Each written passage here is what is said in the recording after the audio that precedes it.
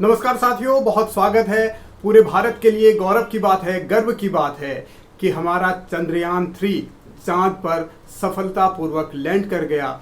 सभी वैज्ञानिकों को बधाई, हर एक भारतीय को बधाई। लेकिन बात मैं चंद्रयान या उसकी कामयाबी की नहीं करूंगा, बात मैं करूंगा उत्तराखंड के एक ऐसे घपले की जिसे लेकर संग्राम छिड़ा हुआ है। आरोपों के घेरे में धामी के कौन से मंत्री हैं, आखिर धामी सरकार के भीतर ये लाइसेंस वाली बात क्या चल रही है, ये सब आपको बताऊंगा। लेकिन अगर अभी तक आपने चैनल सब्सक्राइब नहीं किया है, फॉलो नहीं किया है, तो प्लीज़ सब्सक्राइब कीजिए, फॉलो कीजिए, लाइक कीजिए, वीडियो शेयर भी कीजिए और कमेंट्स जरूर कीजिए। अब आगे देखिए ये घोटाले की कहानी है क्या।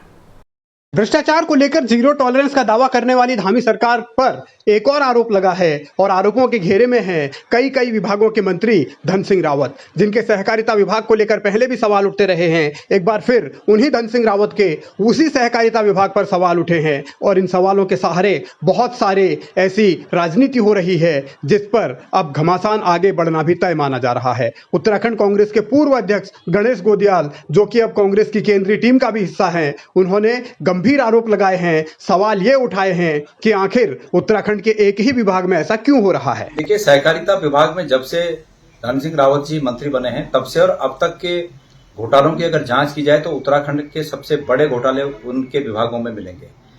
ताजा प्रकरण जो ये है कि 30 करोड़ रुपए की बंदरबांट कर दी गई और उस पैसे को भी भ्रष्टाचार की, उस पैसे की भी बलि चढ़ा दी गई भ्रष्टाचार करके। ऐसे तमाम उदाहरण है। अभी कोऑपरेटिव में उत्तरकाशी में जो एप्पल कोऑपरेटिव है वहां पे बड़ा भ्रष्टाचार का मामला सामने आया, लेकिन जांच होती नहीं है। अभी इस ताजे प्रकरण में जिसकी आप चर्चा कर रहे हैं, इसमें ये प्रकरण सामने आया कि यूपी और बिहार के लोगों के नाम से पैसे लोन दिए गए और वो सब खत्म हो गया।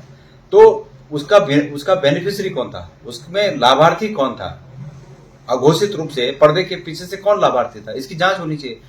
सहकारिता विभाग में 30 करोड़ के गोलमाल को लेकर गणेश गोदियाल ने सवाल उठाए हैं। घपले और घोटाले की बात कहकर उन्होंने सनसनी फैलाई है। धन सिंह रावत का विभाग कटघरे में है। आरोपों के घेरे में आखिर यूपी बिहार का नाम क्यों आ रहा है, इसके पीछे की वजह क्या है, इसके पीछे कौन कौन किरदार हैं, क्या इसकी जांच हो पाएगी? इस सवाल का जवाब फिलहाल तो है नहीं, लेकिन सियासी तौर पर किस तरीके से जांच होती है और किस तरीके से टाल मटोल किया जाता है, गोदियाल वो भी समझा रहे हैं। जांच कैसे करते हैं, मैं सबसे बड़ी बात यह है, वहां पर 2-3 डायरेक्टर हैं, तो एक डायरेक्टर के मातहत जो उनके विभागों में भ्रष्टाचार होता है उसकी जांच दूसरे डायरेक्टर करते हैं, और जो दूसरे डायरेक्टर के विभागों में इस प्रकार की गड़बड़ होती है उसकी जांच पहले डायरेक्टर करते हैं। तो अंडरस्टूड है, ये तो सभी समझ सकते हैं कि भैया तू मुझे मेरी गंदगी छुपा देना, मैं तेरी गंदगी छुपा दूंगा, और अंततोगत तो मंत्री की गंदगी छुपानी है। सबको मकसद मंत्री की गंदगी छुपाना है। मुझे तो अफसोस होता है कि उत्तराखंड में धामी जी का मकसद क्या सिर्फ भ्रष्टाचार करना रह गया है?